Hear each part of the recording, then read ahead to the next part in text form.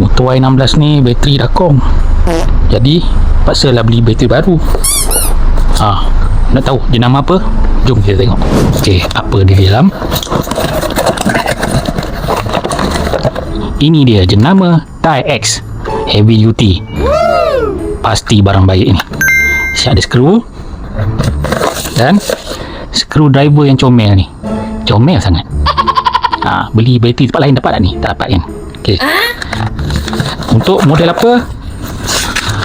Dia ada listkan motosikal lah, semua yang boleh digunakan bateri ni. Ya. Yang penting ada SIRIM certified. Jom kita pasang. Okey, dah siap pasang. Jom kita start. Boleh ke tak boleh?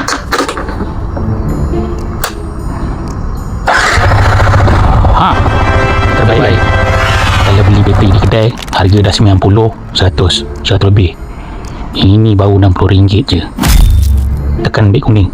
Nanti stok habis, korang nganga. Mantap.